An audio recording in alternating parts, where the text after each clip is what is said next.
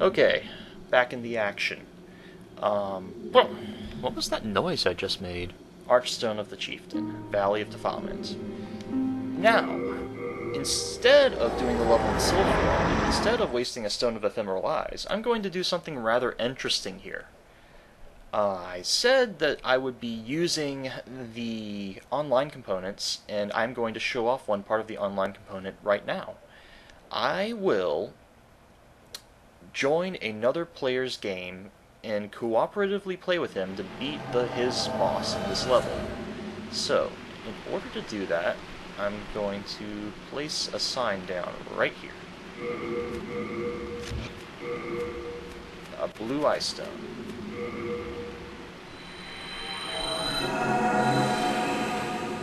Now all we gotta do is hope that somebody sees it. Soul signs are like messages. You see them on the ground, but only in body form. If you interact with one, you summon the player who placed it there. In this case, somebody will see my message, and I will be summoned to their world. Well, how did this guy die? Oh! Valley of Defilement has a lot of bottomless pits, or rather really long falls that will kill you.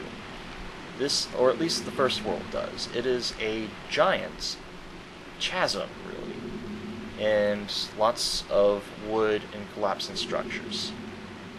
Alright, I think it'll take a little bit for me to get summoned. I'm going to dick around until then, and there's going to be a little bit of cutting until my sign does get summoned. The Valley of Defilement is the trash can for all the thrown away babies of the world, and it is a filthy, rotten place full of orphans, depraved creatures, and it is a place that you wouldn't want to set foot in. I think the designers did a good job of conveying that. So I mess around for a little bit, killing things, and it only took about 3 minutes for a soul sign to appear. Or rather, for me to be summoned by somebody who saw my soul sign. And, yeah, I was surprised, because this level isn't that popular at this low level, and it is usually inhabited by much higher level people, which goes to show that there's still a strong community playing Demon Souls. Ah, sweet.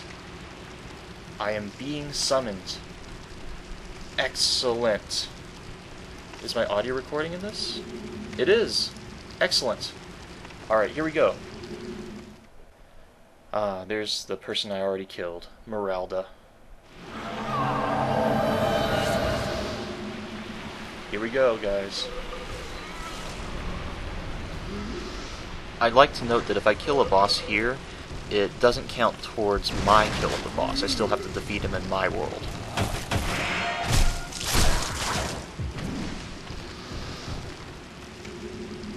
If you hold down X and are not interacting with anything, you open up an emote menu.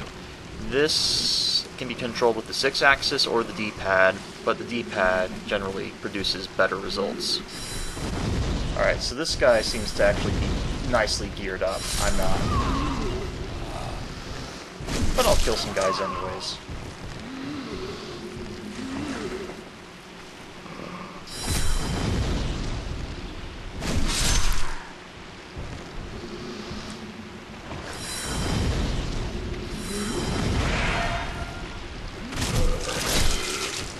Oh, the guy snuck up from the corner, did he? Not anymore.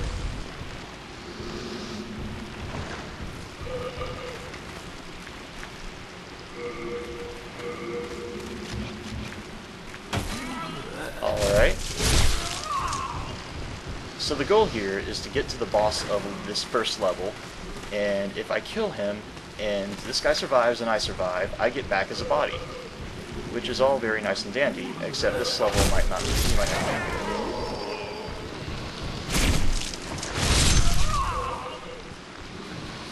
Alright, there we go. Oh shit.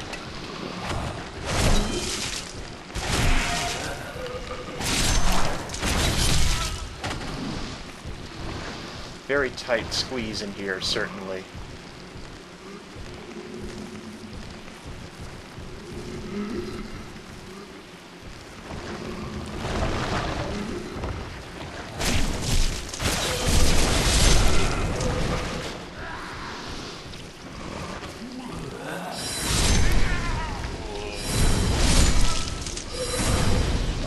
Longsword +1 is proving rather useful.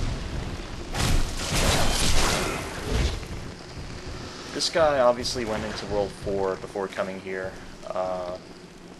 You can tell because he has 2 items that are indicating his travels. He has a shield that you can only get in World War 1 called the Adjudicator Shield. It heals you, and he has a falchion, which I'm guessing, if it's anywhere from World 4, is the Crescent Falchion, which does magic damage and magic regeneration. And considering this guy is such a mage, he's definitely thinking, oh, what is he doing? Going through the fog portal. Oh, this is where we fight the rats. This is actually where you don't fight the rats, but a bunch of goblins. The rats are later, and they suck.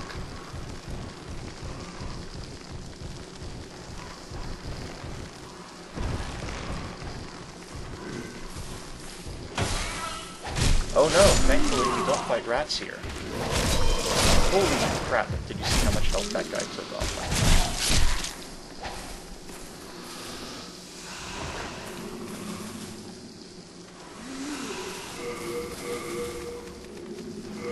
Alright, let's get some... Wow, I don't have half them. Okay, whatever. Here's a bridge, don't fall off.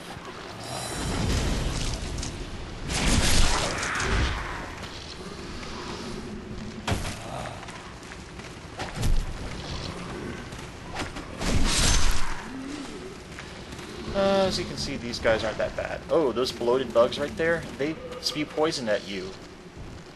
Okay, this guy's going to get an item, and these guys are so going to come back from the dead.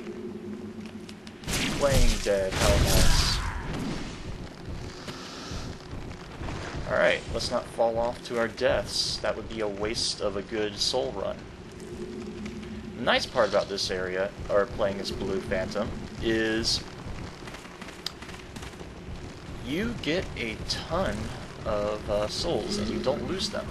What I mean to say is that you don't lose any of the souls you get in another player's world if you die.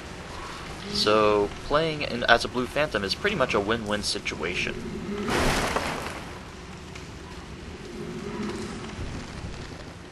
You can't see vendors or other NPCs in this game if you're a Blue Phantom, so you only see the white silhouettes, as you can see right here. That would be a vendor normally, but you can't see them usually. Rats.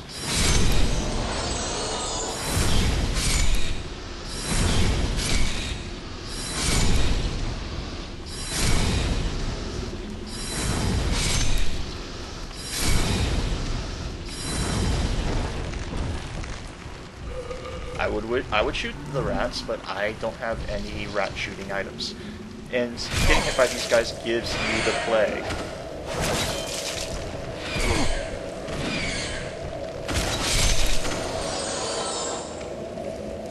As you see, this guy's taking a lot of damage over time, and that's what the plague does. And you gotta get a Widow's Lotus from it. And now he's going to go to the Filthy Woman to get Widow's Lotus. Poor soul. He actually is regenerating a lot of health thanks to the Adjudicator's shield.